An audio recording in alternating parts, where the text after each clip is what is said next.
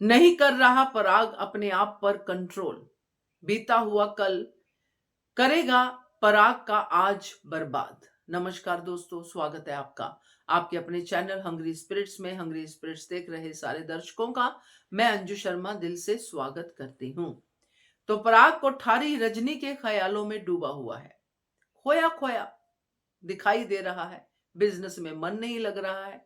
Paper इधर उधर फेंक रहा है, कभी इकट्ठे कर रहा है।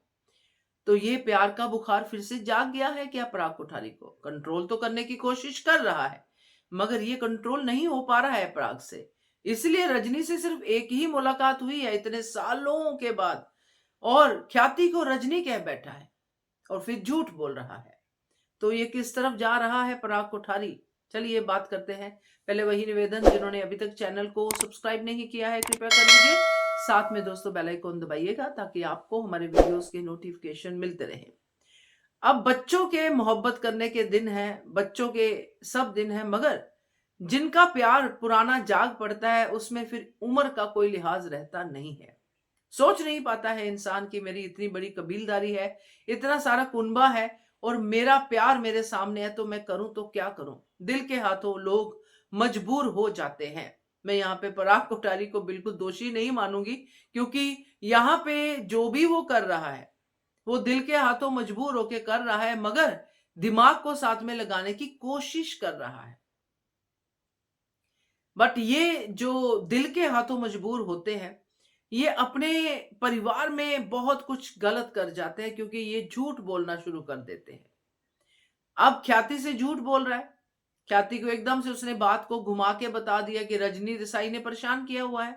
अब ख्याति तो पहले ही जब ऐसे स्टेटस में आ जाती है, जब शराफत के रोल में आती है ख्याति, तो उसको वैसे कुछ समझ में नहीं आता सिवाय आंखों से आंसू निकालने के। कुछ नहीं करती है ख्याति, अब भी कुछ नहीं करेगी। अब भी यही कहेगी पराग जी जब आगे पता चलेगा अगर ऐसा है तो मैं चली जाती हूँ, मैं छोड़ के चली, वगैरह वगैरह जो भी है, रोएगी धोएगी अनुपमा के सामने, अनुपमा करेगी। मगर प्रॉब्लम ये है कि यहाँ पे ये रजनी वाला जो ट्रैक घूम रहा है पराग कोठारी के दिमाग में, ये पराग कोठारी को लेके कहां तक जाएगा? क्या ये मुलाकातें शुरू हो जाएंगी? यस बिल्कुल, ये मुलाकातें पराग और रजनी की फिर से शुरू हो जाएंगी। कॉलेज के दिन फिर से याद आएंगे, क्योंकि आपने देखा होगा कि रजनी अनुपमा से मिल रही है तो बार बार रजनी स्कूल के दिन याद कर रही है। मतलब रजनी अपने पास्ट में बहुत खुश थी जब उसके पास अनुपमा जैसी दोस्त थी स्कूल में, पराग जैसा आशिक था कॉलेज में। तो उसका वो फेज बहुत अच्छा था, मगर उसके बाद का फेज बहुत खराब था, जिसमें रजनी नेता भी बन गई मगर मां नहीं बन पाई। यानी अपने बच्चों को अपनी तरफ नहीं, प्यार नहीं कर पाई, यानी कि उनका आपस में रिलेशन अच्छा नहीं है।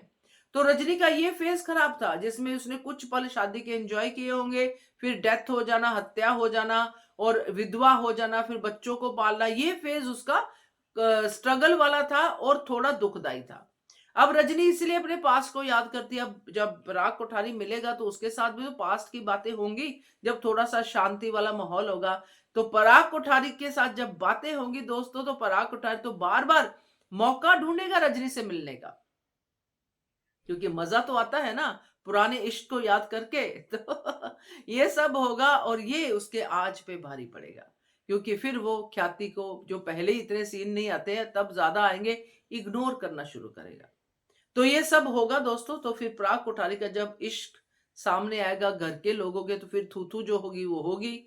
और इसका क्या अंजाम होता है वसुंधरा कोठारी की तरफ से, या वसुंधरा कोठारी के साथ पराग का क्या झगड़ा होता है, ये सब आगे का रायता हमें देखने को मिलेगा।